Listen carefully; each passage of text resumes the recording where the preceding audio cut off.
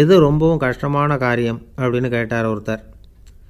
ஒருத்தருக்கு ஒருத்தர் சண்டை போடாமல் இருக்கிறது தான் ரொம்ப கஷ்டமான காரியம் அப்படின்னு தோணுது. ஒரு நாட்டுக்கும் இன்னொரு நாட்டுக்கும் சண்டை, நாட்டுக்குள்ளேயே ஒரு குரூப்புக்கும் இன்னொரு குரூப்புக்கும் சண்டை. ஏன் சண்டை போட்டுக்கிறீங்கன்னு கேட்டு பாருங்கள். நாங்கள் சமாதானத்துக்காக தான் சண்டை போட்டுக்கிறோம் அப்படிம்பாங்க. வாழறதுக்காக பிறந்த மனுஷன் லட்சியத்துக்காக உயிரை விட தயார் அப்படின்னு சொல்லிகிட்டு இருப்பான். அப்படி உயிரை விடுறவங்கள நாமளும் பாராட்டுவோம். ஆனால் ஒன்றுமில்லாத விஷயங்களுக்கெல்லாம் சண்டை போடுறவங்களெல்லாம் அப்படிப்பட்டவங்களையும் சரி உயிரை விடுறவங்களையும் சரி என்னென்னு சொல்கிறது, யுத்தங்களாலேயும் சண்டைகளாலேயும் நாம் அடையிறது என்னங்கிறது ஒரு பக்கம் இருக்கட்டும், இழக்கிறது என்ன தெரியுமா? ஏராளமான உயிர்கள். ரத்தம் சிந்துறதுக்கு நான் தயார் அப்படின்னு மார்தட்டி சொல்லலாம். ஆனால் ரத்தம் சிந்தினா உயிர் காத்துக்கிட்டு இருக்க தயார் இல்லை. அதாவது உயிர் நமக்காக காத்துக்கிட்டு இருக்க தயார் இல்லை. இழக்கிற ரத்தத்தை ஈடுகட்டினா தான் உயிரை காப்பாற்ற முடியும். அதனால் இது சம்மந்தமாக ஆராய்ச்சி செய்கிற கட்டாயம் ஏற்பட்டு போச்சு. அதோட விளைவாக புதுசாக ஒன்றை கண்டுபிடிச்சிருக்கிறாங்க. அதுதான் செயற்கை ரத்தப்பொடி. இப்போ இந்த திடீர் சாம்பார் பொடி, திடீர் ரசப்பொடி, திடீர் காப்பி பொடி இப்படிலாம் சொல்கிறோம்ல, அது மாதிரி இது திடீர் ரத்தப்பொடி. இஸ்ரேல் ஒரு சின்ன நாடு, மக்கள் தொகை குறைச்சல், அதோட போர்கள் வேறு. அதனால் காயம்பட்டவங்களை காப்பாற்றியே தீர வேண்டிய கட்டாயம். காப்பாற்றணும்னா ரத்த இழப்பை தடுக்கணும். அப்படின்னா உடனடியாக புது ரத்தம் செலுத்தி ஆகணும். திடீர்னு ரத்தம் வேணும்னா எங்கே போகிறது? அதுவும் கிடைக்கிற ரத்தம் சேர்கிற குரூப்பாக இருக்கணும். ஒரு வேடிக்கை பார்த்தீங்களா, நான் வேறு குரூப்பு நீ வேறு குரூப்புன்னு இவன் சண்டை போடுறான். இதில் அடிபட்டவனுக்கு ரத்தம் கொடுக்க போனால் அதுலேயும் அது வேறு வேறு குரூப்பாக இருக்குது. அது ரத்தமும் வேறு வேறு குரூப்புன்னு சொல்லிகிட்டு இருக்குது. எந்த குரூப்பு ரத்தம் வேணும்? அது உடனடியாக கிடைக்கலன்னா என்ன பண்ணுறது? இப்படிப்பட்ட கஷ்டம்லாம் நமக்கு வந்துடுது. இதுக்காக தான் விஞ்ஞானிகள் இந்த ரத்த பொடியை கண்டுபிடிச்சிருக்கிறாங்க. அதாவது ஒரு ஆள் அடிபட்டு போட்டான்னு வச்சுங்களேன், அவனுக்கு ரத்தம் கிடைக்கல. உடனே என்ன பண்ணலாம்? இந்த சுத்தப்படுத்தப்பட்ட தண்ணீரை கொஞ்சம் எடுத்துக்க வேண்டியது, அதில் இந்த ரத்த பொடியை கரைக்க வேண்டியது. இப்போ இந்த செயற்கை ரத்தம் தயாராகிட்டுது. இதை அந்த ஆள் உடம்புல ஏற்றி விட்ற வேண்டியது. இயற்கையாக நம்ம உடம்பில் இருக்கிற ரத்தம் என்னென்ன வேலை செய்யுதோ அதே வேலையை இதுவும் செய்யும். அதாவது ஆக்சிஜனை உடம்பில் எல்லா இடத்துக்கும் எடுத்துகிட்டு போகுது. அந்த வேலையை இந்த செயற்கை ரத்தமும் செஞ்சுருது.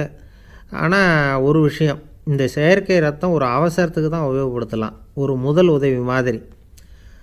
அதை அப்படியே நிரந்தரமாக விட்டுற முடியாது. பின்னாடி தேவையான குரூப்பு உண்மையான ரத்தம் கிடைச்ச உடனே அதை செலுத்திக்கணும். உண்மையான ரத்தத்தை 20லேருந்து 40 நாள் வரைக்கும் தான் பாதுகாக்க முடியும். அதுவும் குளிர்பதன பெட்டியில். அதுக்குள்ளே உபயோகப்படுத்தலைன்னா அது வீணாக போயிடும். இந்த ரத்த பொடி அப்படி இல்லை, எவ்வளோ நாள் வேணும்னாலும் அப்படியே வச்சுருக்கலாம். குளிர்பதன பெட்டியும் தேவையில்லை. ஆனால் ஒன்று, இது தண்ணியில் கலந்து செயற்கை ரத்தமாக ஆக்கிவிட்டா அதோட வலு 72 மணி நேரம் தான். அதாவது 3 நாள். அதுக்குள்ளே அந்த ஆசாமியை எங்கேயாவது ஆஸ்பத்திரிக்கு தூக்கிட்டு போய் உண்மையான ரத்தத்தை கொடுத்துடணும். சண்டையில் அடிபடுறவங்க, சாலை விபத்தில் அடிபடுறவங்க, இவங்களுக்கெல்லாம் அவசரத்துக்கு கை கொடுத்து உதவுறது இந்த செயற்கை ரத்த பொடி. அதுக்கப்புறம் நாம் கொடுக்குற ரத்தம் தான் அவங்கள காப்பாற்றணும். இன்றைக்கி ரத்தத்தை தானமாக கொடுக்க தயாராக இருக்கிற நல்ல உள்ளங்கள் ஏராளம். எவ்வளவு ஆக்சிடெண்ட்டு, ஆப்ரேஷன், இதில் சம்மந்தப்பட்டவங்களை காப்பாற்றுறது நாம் தானமாக கொடுக்குற ரத்தம் தானே. ஒரு ஆக்சிடெண்ட்டு, ஒரு ஸ்கூட்டர் ஒரு ஆள் மேலே மோதி விட்டுது. பார்த்து வரக்கூடாதா அப்படின்னா அந்த ஆள், நீ தான் பார்த்து நடக்கணும், ஏன்னா 20 வருஷமாக நான் அந்த ஸ்கூட்டரை ஓட்டிகிட்டு இருக்கிறேன் அப்படின்னானா இவன். இதுக்கு அவன் சொன்னானா, நீ தான் பார்த்து ஓட்டணும், ஏன்னா 40 வருஷமாக நான் இப்படி நடந்துக்கிட்டு இருக்கிறேன் அப்படின்னானா. ஒரு ஊரில் ஒரு ராஜா இருந்தார். பெரிய அரண்மனையில் தான் இருக்கிறார். எல்லா வசதியும் இருந்தது. இருந்தாலும் அவர் எல்லாரும் சொல்கிறது எப்படி தெரியுமா? பிச்சைக்கார ராஜா. அப்படி ஒரு பேர் அவருக்கு நிலச்சி போச்சு. ஜனங்களும் சரி, மற்ற தேசங்களில் உள்ளவங்களும் சரி, அவர் அந்த பேர் சொல்லியே குறிப்பிடுறது வழக்கமாக போட்டுது. இது அவருக்கு ரொம்ப கவலையாக போச்சு.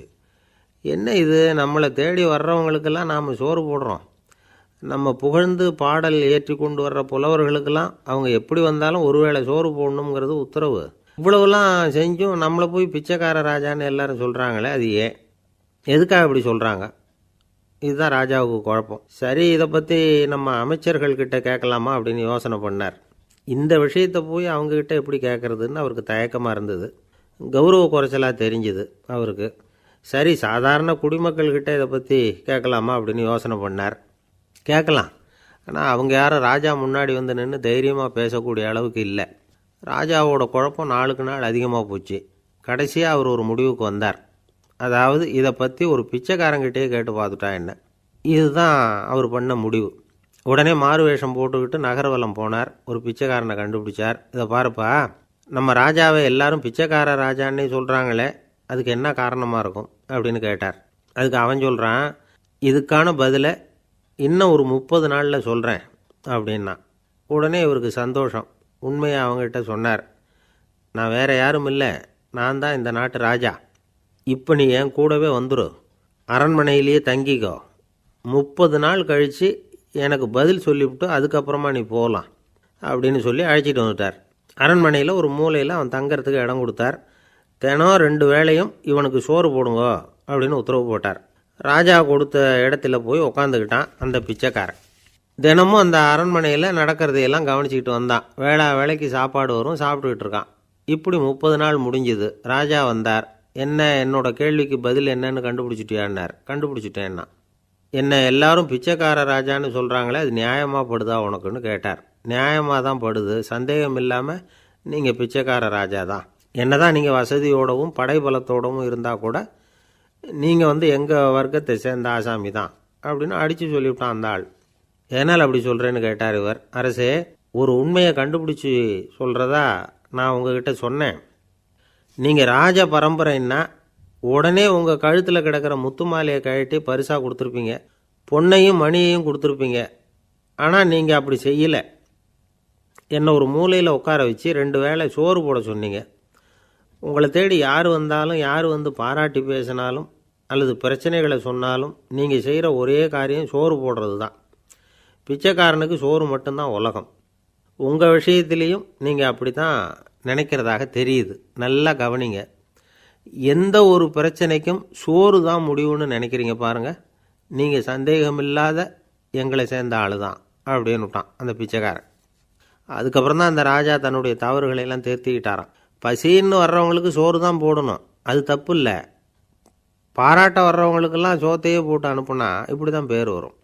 எனக்கு தெரிஞ்ச ஒருத்தர் தினமும் யாராவது ஒருத்தரை தன் வீட்டுக்கு அழைச்சிட்டு போவார், சாப்பாடு போட்டு அனுப்புவார். முன்னறிவிப்பு இல்லாமல் திடீர்னு ஒரு விருந்தாளியோட வீட்டில் போய் இவர் நிற்கிறது வழக்கம். அந்த அம்மாவும் இவருக்காக தயார் பண்ணி வச்சுருந்ததை இவர் அழைச்சிட்டு வந்திருக்கிற விருந்தாளிக்கு போட்டுருவாங்க.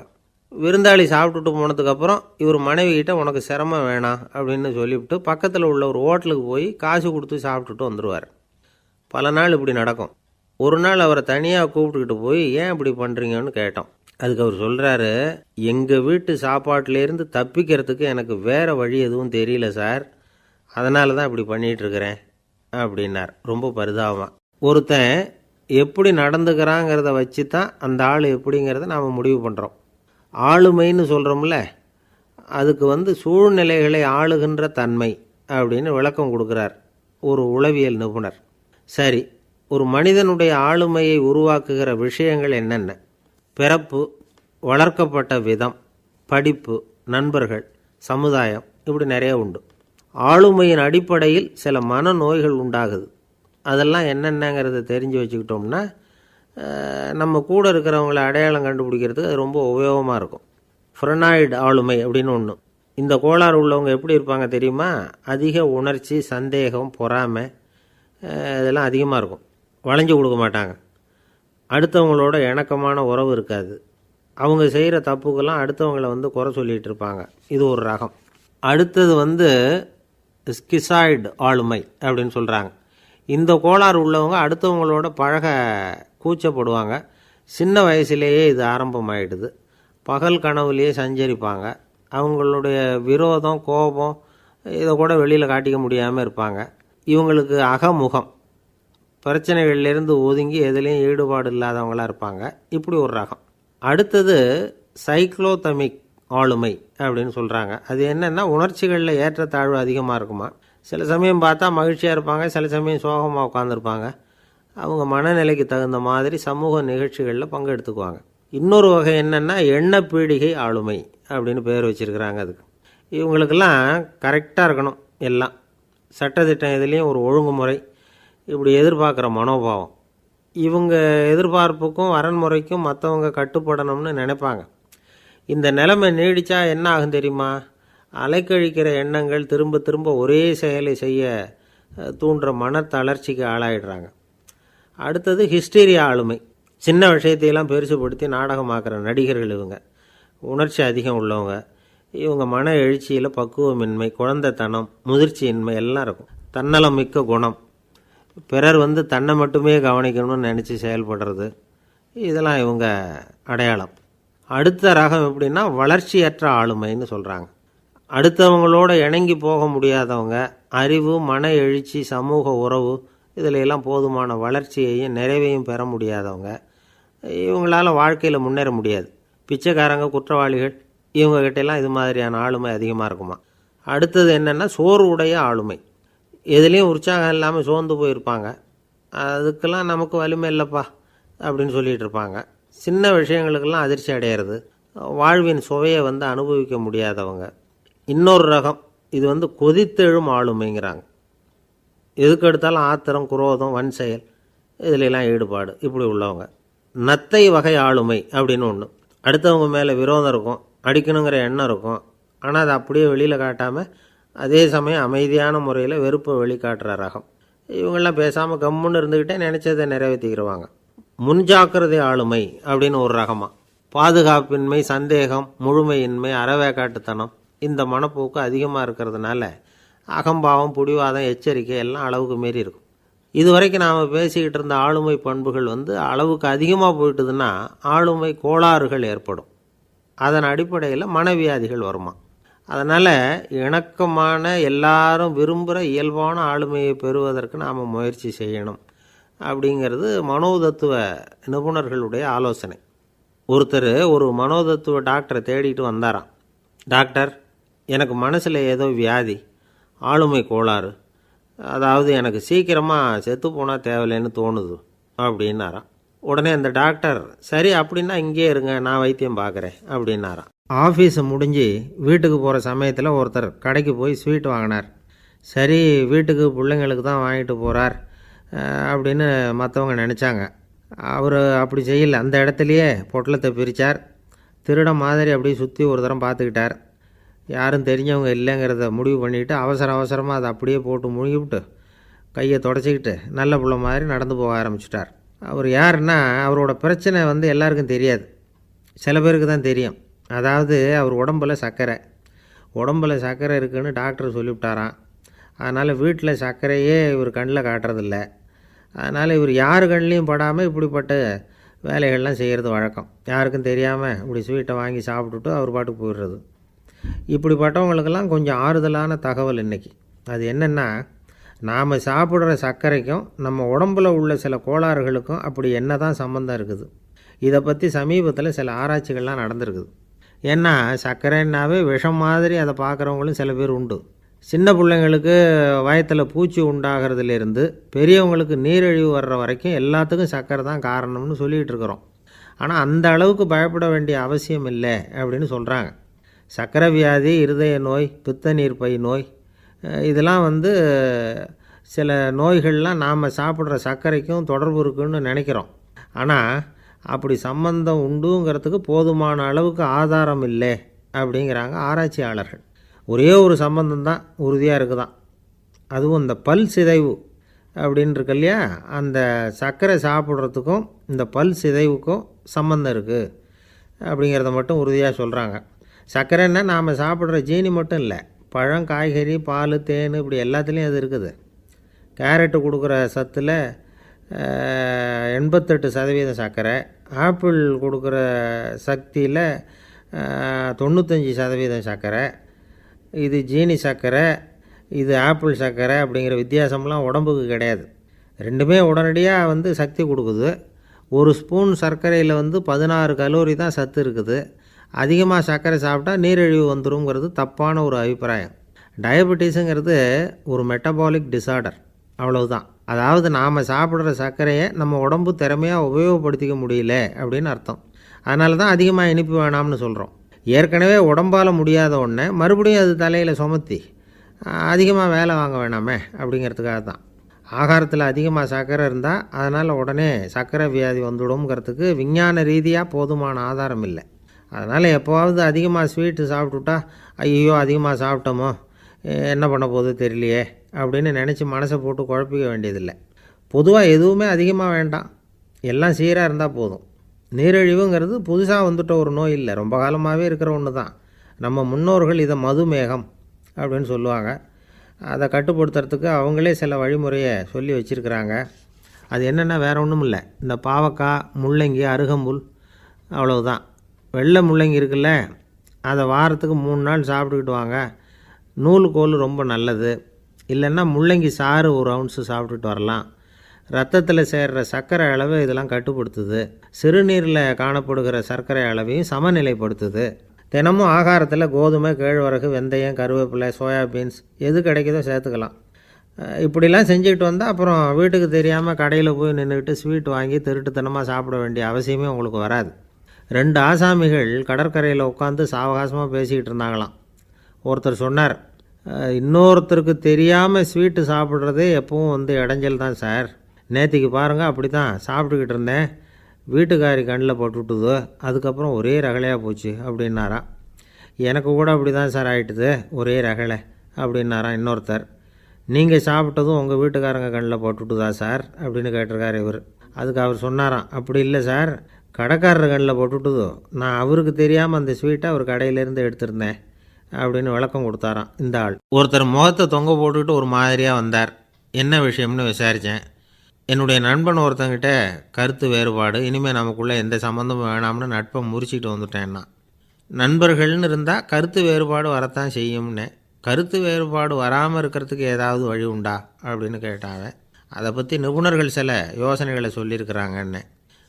முதல் விஷயம் என்னென்னா, உங்கள் நண்பனுக்கு ஒரு செய்தி சொல்லணும்னா அதை நீங்களே நேரடியாக சொல்லுங்கள், அல்லது உங்கள் கைப்பட கடிதம் எழுதுங்க. அதாவது நேரடி தொடர்பு முக்கியம். அதை விட்டுட்டு இன்னொருத்தர் மூலமாக நண்பர்களுக்கு செய்தி அனுப்புனா நீங்கள் சொல்கிற செய்தி அப்படியே போய் சேராது, அது சேதமாயிடும். கூட்டி குறைச்சி சொல்லிவிடுவாங்க, அது குழப்பத்தில் கொண்டாந்து விட்டுரும். இது ஒரு யோசனை. 2வது யோசனை என்னென்னா, நீங்கள் ஒரு நல்ல காரியத்தை செய்யும் பொழுது உங்கள் நண்பரையும் சேர்த்துக்குங்க, அவருக்கும் அதில் ஒரு ஈடுபாட்டை உருவாக்குங்க.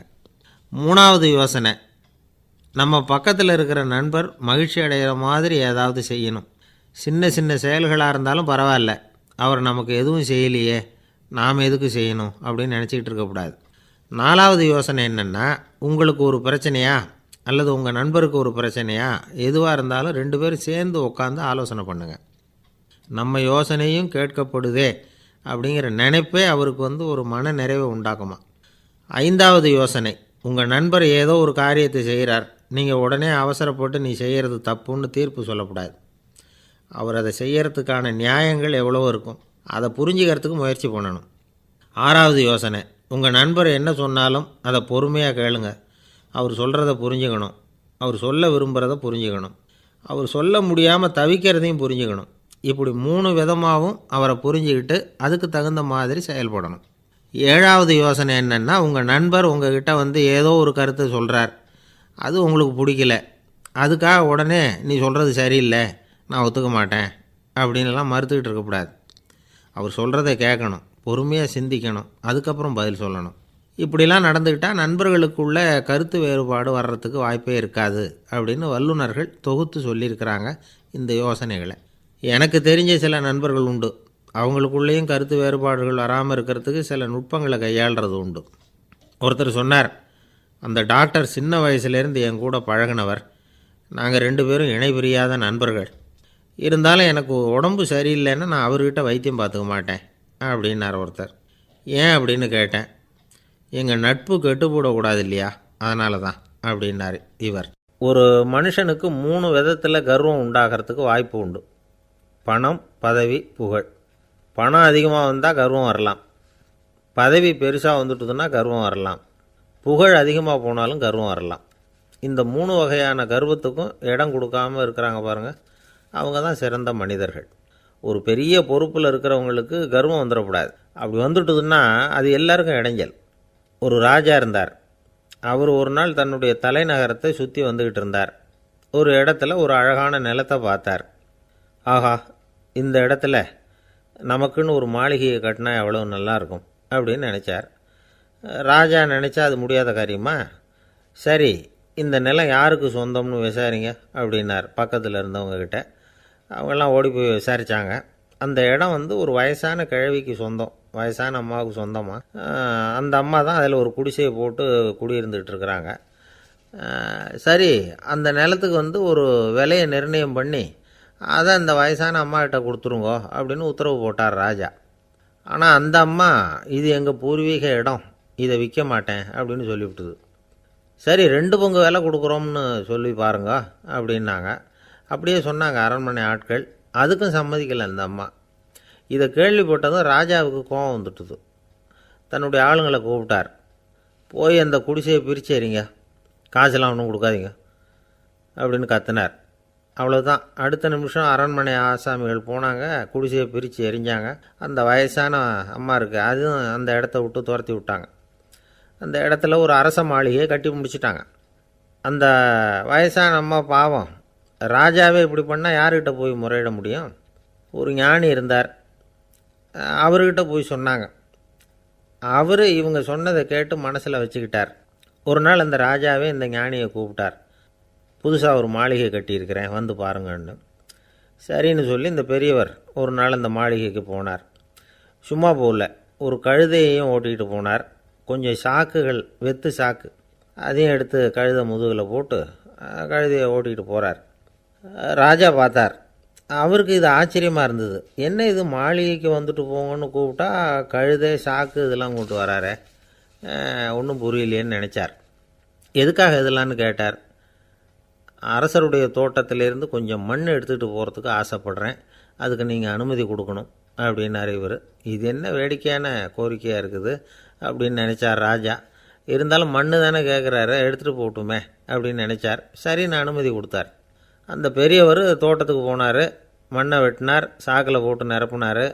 ராஜாவை கொஞ்சம் கிட்ட வாங்கன்னு கூப்பிட்டார். இந்த மண் மூட்டையை தூக்கி கழுதையோட முதுகில் வைக்கணும், கொஞ்சம் உதவி பண்ணுங்கன்னார். ஓ, பண்ணுறேனே அப்படின்னு சொல்லி ராஜா கிட்ட போனார். மூட்டையை தூக்கி பார்க்குறாரு, முடியல, திணறி போட்டார். இப்போ அந்த ஞானி பேசினாராம்.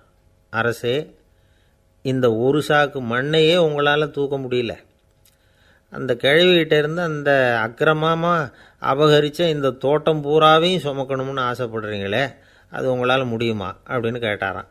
ராஜா யோசனை பண்ண ஆரம்பித்தார். தன்னுடைய செயலுக்காக வருத்தப்பட்டாராம். அந்த வயசான அம்மாவை உடனடியாக வரவழைச்சார். தாயே, தப்பு பண்ணிட்டேன், என்னை மன்னிச்சுக்குங்க, இன்னையிலேருந்து இந்த மாளிகையும் தோட்டமும் உங்களுக்கு தான் சொந்தம் அப்படின்னு சொல்லிவிட்டாராம். போகிறப்ப இந்த உலகத்திலேருந்து எண்ணத்தை எடுத்துகிட்டு போக போகிறோம், அதனால் ரொம்பவும் அலட்டிக்க வேண்டியதில்லை, கர்வப்பட வேண்டியதில்லை அப்படிங்கிறது ஒரு பெரிய உபதேசம். ஒரு பெரிய மனுஷன் சாக கிடந்தார், ரொம்பவும் அழுதார். ஏன் அழறீங்க அப்படின்னு கேட்டாங்க சுற்றி இருந்தவங்க. நான் சாகிறதுக்காக கவலைப்படலை, நான் நம்ம ஜனங்களுக்காக எவ்வளவோ காரியம்லாம் செஞ்சுக்கிட்டு வந்தேன். நான் செஞ்சுக்கிட்டு வந்த சேவையை இனிமேல் யார் செய்ய போகிறாங்க, அது யாரால் முடியும், அதை நினச்சி தான் அழறேன் அப்படின்னாராம். ஒருத்தர் முன்னாடி வந்தார். அதுக்காக நீங்கள் கவலைப்படாதீங்க, உங்கள் சேவையை தொடர்ந்து செய்கிறதுக்கு என்ன மாதிரி இளைஞர் பட்டாலும் தயாராக இருக்குது, இருந்தாலும் எங்கள் கவலை என்னென்னா அப்படின்னு இழுத்தார். என்ன சொல்லுங்கன்னு கேட்டார் அவர். நீங்கள் இது வரைக்கும் என்ன சேவை செஞ்சுக்கிட்டு வந்தீங்க, அதுதான் எங்களுக்கு இன்னமும் புரியாத புதிராக இருக்குது அப்படின்னாராம் அவர். இந்த காலத்து புள்ள ஒருத்தன் தன்னோட அப்பாவை பார்த்து சொன்னான், அப்பா, நான் உனக்கு உதவி செய்யலாம்னு நினைக்கிறேன், என்ன உதவி செய்யணும்னு சொல்லு அப்படின்னா. நீ சும்மா இருந்தால் அதுவே எனக்கு செய்கிற பெரிய உதவிடா அப்படின்னார் அப்பா. சும்மா இருக்கிறதும் ஒரு உதவி தான், அது மாதிரி மௌனமும் ஒரு சமூக சேவை தான் அப்படிங்கிறார் காஞ்சி பெரியவர். நமக்கு 5 புலன்கள் இருக்குது, மெய், வாய், கண், மூக்கு, செவி. இந்த 5லேயும் அதிகப்படியான வேலை எதுக்குன்னு நினைக்கிறீங்க? வாய்க்கு தான். ஏன்னா அதுக்கு 2 வேலை. இப்போ கண்ணுக்கு பார்க்குறது மட்டும்தான் வேலை, காதுக்கு கேட்குறது மட்டும்தான் வேலை, மூக்குக்கு வாசனை அறியறது தான் வேலை, உடம்புக்கு உணர்றது மட்டும்தான் வேலை. ஆனால் வாய் அப்படி இல்லை, அதுக்கு 2 வேலை, சாப்பிட்றதும் அதுதான், பேசுகிறதும் அதுதான். அதாவது வாய் ஒன்று தான் கர்மேந்திரியமாகவும் இருக்குது, ஞானேந்திரியமாகவும் இருக்குது அப்படின்னு சொல்லுவாங்க. சாப்பாட்டில் உட்காந்தா எந்தெந்த ஆகாரம் என்னென்ன ருசின்னு அறிவிக்கிற வேலையும் செய்யுது.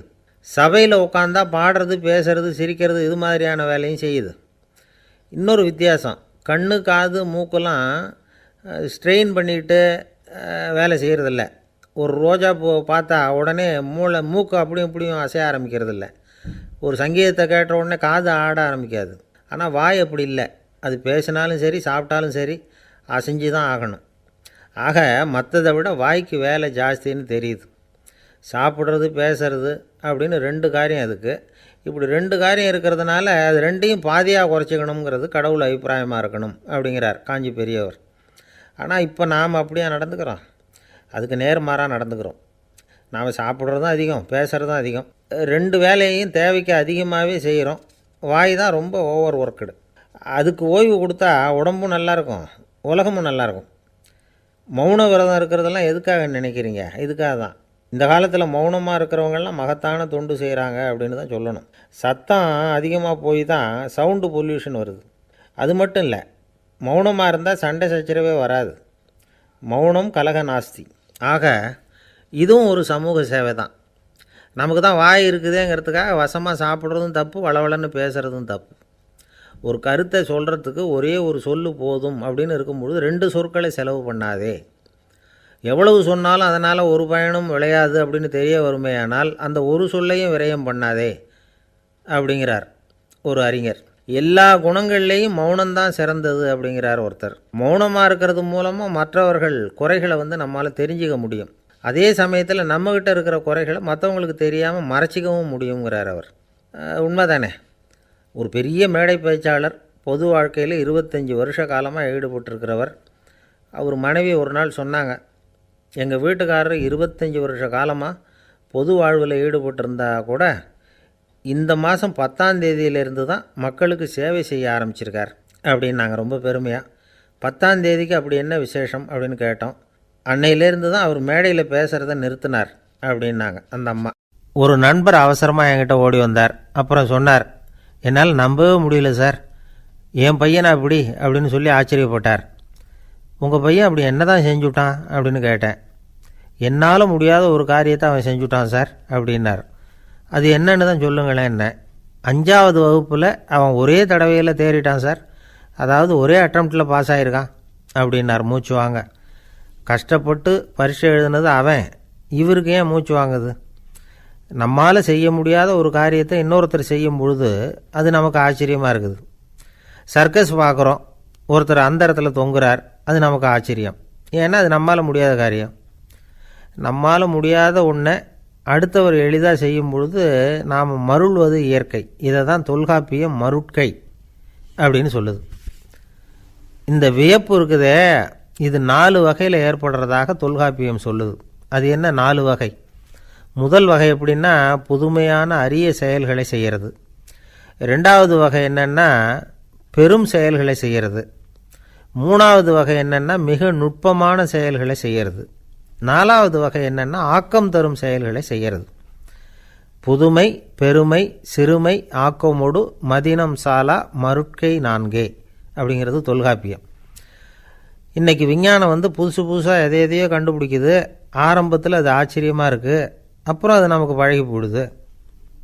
வானொலி பெட்டி புதுசாக வந்தப்போ ஒரு பெட்டி பேசுதுங்கிறது எவ்வளோ பெரிய ஆச்சரியம். இப்போ யாரும் அதை ஆச்சரியமாக பார்க்குறதில்ல. மதினம் சாலா மருட்கை அப்படின்னு ஒரு சொற்றொடர் வருது பாருங்கள். அதில் கருத்தாழம் உண்டு. எதை பற்றியும் போதுமான அளவு புரிந்து கொள்ளாத போது ஒருத்தர் ஆச்சரியப்படுறார். புரிந்து கொண்ட பிறகு ஆச்சரியம் மறைஞ்சு போடுது. மிக நுட்பமான செயல்களும் நம்ம ஆச்சரியப்பட வைக்கும். ஒரு அரிசியில் ஒரு திருக்குறள் எழுதி காட்டுறாங்க, ஒரு முட்டை ஓட்டுக்குள்ளே ஓவியம் தீட்டி காட்டுறாங்க. கருங்கல் சிற்பங்களில் எவ்வளவு நுட்பமான வேலைப்பாடுகளை எல்லாம் பார்த்து ஆச்சரியப்படுறோம். இது மாதிரி ஆக்கப்பூர்வமான அரிய செயல்களை செய்கிறது கூட வியப்பை உண்டு பண்ணும். குப்பை கூலங்களை கூட வாழ்க்கைக்கு பயன்படுகிற பொருளாக மாற்றுகிறவர்கள் இருக்காங்க. அவர்களுடைய செயல் வியப்பு அளிக்குது. இடைக்காட்டு சித்தர் பாடின 30 நூலில் வர்ற ஒரு பாடல், ஆற்றல் பிறர் அறிதலின் அகம் கிளர்வு உறுதலின் கற்று அறி பாணர் கழுமிய கோடலின் தோற்றம் உருகவே போற்றல் சால் வியப்பே. ஒருத்தருடைய ஆற்றல் தெரியாமல் இருந்தது, அவருடைய அரிய செயலை பார்க்கும் பொழுது வியப்பாக இருந்தது, மனசுக்குள்ள கிளர்ச்சி. பாவலர்கள் இவர்களுடைய புகழை பாடி மற்றவர்களும் தெரிந்து கொள்ளுமாறு செய்கிறார்கள் அப்படிங்கிறது தான் ஒரு யதார்த்தமான உண்மை. ஆக எல்லா வகையிலும் மக்கள் தங்களுடைய வாழ்க்கையில் முன்னேறுவதற்கான வழிகாட்டுகிற ஒரு மெய்ப்பாடு தான் வியப்புங்கிறது. இந்த காலத்தில் நம்ம எப்படியெல்லாம் ஆச்சரியப்பட வைக்கிறாங்க.